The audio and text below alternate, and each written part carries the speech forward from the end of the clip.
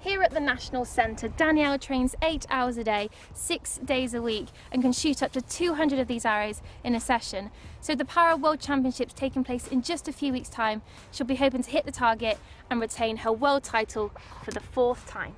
Sports reporter Kate Gray is alongside me. And Kate, what's happened here? Well, like you mentioned, Tim, there has been a change to the para archery classification rules, which now states that athletes competing have to have a disability that directly affects their performance in archery. Now, Danielle has a condition which causes chronic pain in both her feet, and obviously they're believing that that condition is now no longer affecting her archery performance and she's been ruled out. We've heard a quote from the performance director of GB Archery, and they've said they're very saddened by the news that Danielle will no longer be competing and that they'll be supporting her as much as they can in the next weeks and months. So now we know this, what next for Danielle?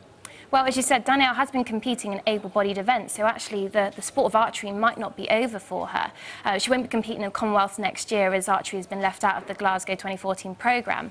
But it does mean maybe she could go for Rio. Now, she competes in the compound event, which actually isn't included in the Rio Olympics, but she could change to the recurve and compete at the Rio 2016 Olympics, which could be a complete turnaround for her. But at this moment in time, I can imagine she's absolutely devastated because her whole dream is around becoming Paralympic champion for a 3rd time in Rio.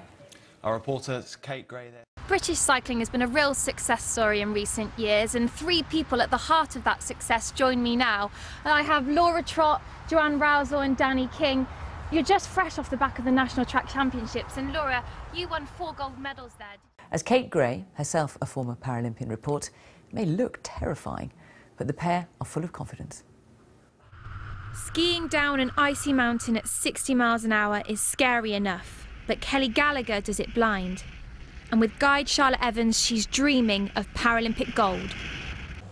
Kelly and Charlotte will compete in 5 events in Sochi across the technical slalom and speed disciplines. And the recent performances suggest they represent Britain's best chance of a first medal on snow in 20 years.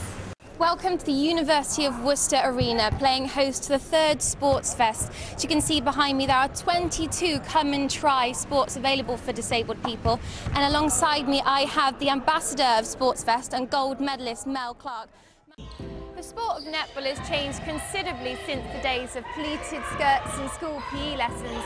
And that's mainly due to teams like Australia and New Zealand bringing a much more physical and tactical approach to the game. And that change particularly suits the Corbin sisters' way of playing.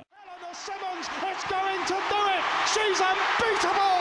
Oh, it's an enormous world record time to boot! Kelly's in tears, I'm in tears, I can imagine the whole of the GB team are in tears. That is a magical moment for everyone here and I'm so happy.